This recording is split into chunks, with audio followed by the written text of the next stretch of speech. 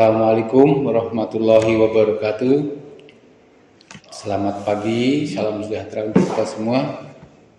Setelah kita libur di kaitannya dengan jeda semester, kita lanjutkan sekarang pada pertemuan yang ke-9, yaitu tentang fungsi guru dalam kelas. Jadi fungsi guru kelas lah intinya.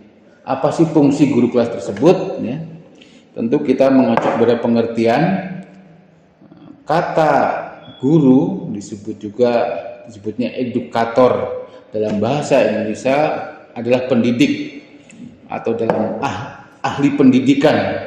Kata guru merupakan padanan dari teacher dalam bahasa Inggrisnya yang bermakna people who stick special in school.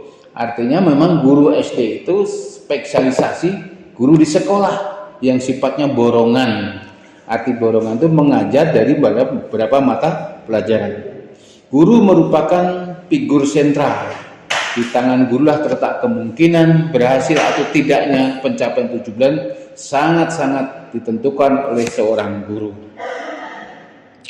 Sebagai guru kelas, berbeda dengan guru bidang studi di tingkat SLTP, SLTA, maka fungsi guru kelas itu sangat luas. Di sini ada kurang lebih 16 fungsi guru kelas. Pertama sebagai pendidik. Kalau pendidik arahnya bagaimana seorang guru bisa menjadi teladan anak-anaknya, sehingga setiap pemikiran, ucapan, dan tindakannya akan digugu dan ditiru oleh siswa-siswa tersebut. Jadi arahnya kepada pembentukan karakter, watak, yang tentunya figurnya adalah seorang guru yang patut digugu dan ditiru. Itu fungsi yang pertama sebagai pendidik. Fungsi yang kedua adalah pengajar. Pengajar berarti menyampaikan materi, artinya mentransfer ilmu pengetahuan kepada siswa melalui proses pembelajaran. Ini sesuai dengan ranah daripada pembelajaran, itu ada kognitif, afektif, dan psikomotor. Lalu berikutnya fungsi pembimbing. Kalau pembimbing artinya menuntun anak ketika anak mengalami kesulitan baik dalam kegiatan akademik atau non akademik. Berikutnya adalah pelatih. Pelatih di sini arahnya ada skill, keterampilan materi-materi di sekolah dasar, ada hal-hal yang sikapnya sebuah keterampilan yang perlu dibimbing dan dilatih oleh guru. Yang berikutnya adalah fungsi pengelolaan kelas. Artinya sebagai seorang manajer, guru harus memahami bahwa setiap action di kelas mereka harus menggunakan apa disebut dengan perencanaan dulu. Jadi ada persiapan, tidak ujuk-ujuk langsung mencampurkan, harus memetakan materi sehingga pada akhirnya ada silabus dan RPP dari bagian terpenting di dalam pembelajaran. Lalu fungsi berikutnya demonstrator. Artinya seorang guru tidak hanya di dalam menyampaikan materi pelajaran tidak cukup menjelaskan, menerangkan, tapi harus melakukan, mendemonstrasikan apa yang menjadi esensi materi tersebut sehingga anak memahami tentang materi yang dia pelajari, yang dia sampaikan. Berikutnya lah fungsi guru sebagai korektor. Artinya bisa mengoreksi apa-apa yang telah disampaikan di dalam pembelajaran, tentu merespon pendapat anak setelah guru memberikan stimulus, merespon apakah jawaban anak tersebut memang sudah benar atau masih kurang lengkap atau salah. Ini perlu dikoreksi agar anak memiliki konsep yang benar atau pemahaman yang benar. Lalu berikutnya fungsi inspirator. Jadi dengan pola perilaku, dengan wawasan pengetahuan, dengan kebaikan budinya, ini akan menginspirasi menjadi idola anak. Aku ingin seperti ini, ingin seperti bapak ini. Ini menjadi inspirasi penting. Maka intinya ada seorang guru, seorang artis atau aktor yang akan menjadi idola bagi anak-anaknya. Lalu berikutnya fungsi informator. Artinya guru tentu tidak lepas dari kemampuan literasi dengan berbagai jenis macam literasi. Berarti dia akan memperoleh informasi sebanyak-banyaknya untuk nantinya disaringkan atau dijadikan sebuah studi kasus sehingga anak-anak kaya akan berbagai pengalaman. Lalu sebagai organisator tentu di dalam kelas anak diatur sedemikian rupa di dalam pembelajaran. Ini salah satu fungsi dari manajemen adalah organisator. Artinya ada struktur organisasi, siapa ketua kelasnya, sekretarisnya, penanggung jawab pembelajarannya, sehingga fungsi-fungsi tersebut ketika proses pembelajaran belum dimulai sudah berjalan dengan baik. Lalu sebagai motivator, tentunya sebagai seorang guru bisa memberi motivasi terhadap apa yang dilakukan dengan dorongan-dorongan, dengan stimulus-stimulus tersebut sehingga anak terdorong untuk semangat belajar, semangat berbuat untuk menggali ilmu pengetahuan melalui praktek-praktek pembelajaran yang ada di kelas maupun di luar kelas. Lalu berikutnya fungsi inisiator. Tentu seorang guru sebagai bagian terpenting di dalam interaksi pembelajaran harus memberi peluang terhadap inisiatif-inisiatif yang harus dilakukan siswa, minimal memberi ilustrasi kepada siswa apa yang perlu dilakukan agar anak-anak bisa berbuat melakukan learning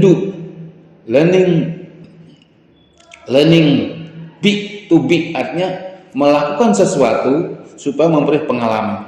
Ini adalah melalui kegiatan responsif, menginisiasi, menjadi inisiatif ketika sesuatu perlu dilakukan.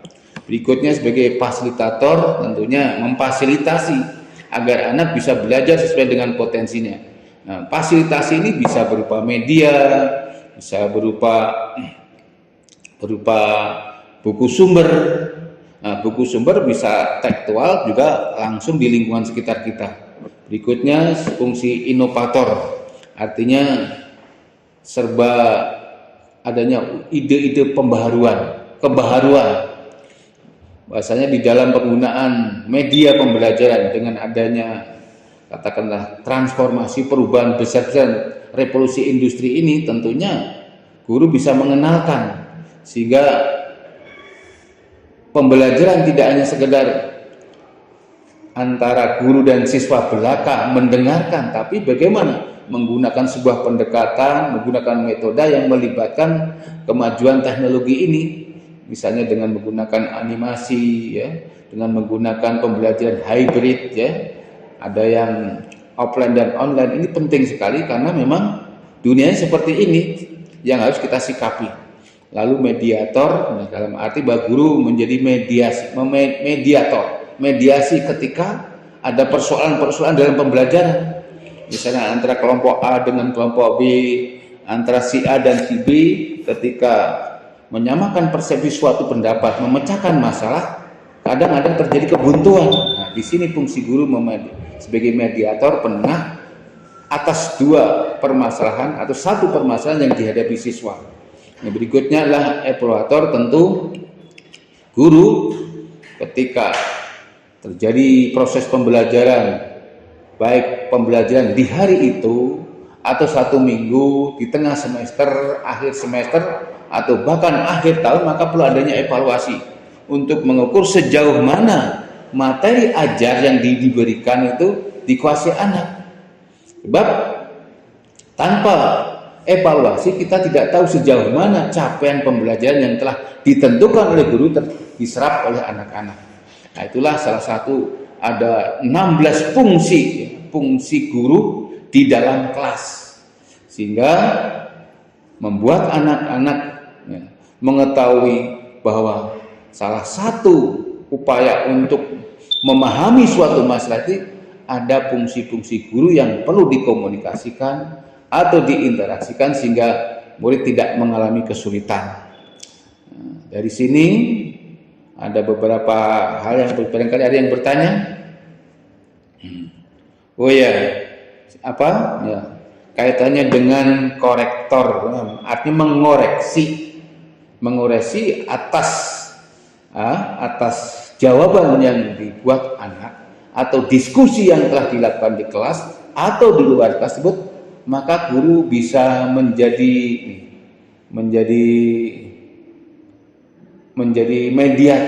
mediasi, sehingga atas permasalahan yang dipecahkan tadi itu apakah benar atau salah, maka di sini guru bisa memberi jalan keluarnya, sehingga bisa mengapresiasi semua pendapat. Sebab anak jangan sampai takut berpendapat, takut salah, sebab salah adalah bagian terpenting di dalam pembelajaran. Jadi dengan adanya koreksi, guru bisa mengoreksi atas jawaban-jawaban tertulis atau lesan atau diskusi, sehingga pembelajaran bisa dipandu ke arah yang baik. Itulah beberapa hal kaitannya fungsi guru di dalam kelas. Silahkan nanti bisa dibaca di materi yang telah Bapak di-share, di-upload di Adlink untuk memperdalam. Tentunya gunakan buku-buku sumber yang luas yang berkaitan dengan manajemen kelas, tentunya tentang fungsi guru. Demikian, terima kasih. Akhiri dengan ucapan wassalamualaikum warahmatullahi wabarakatuh.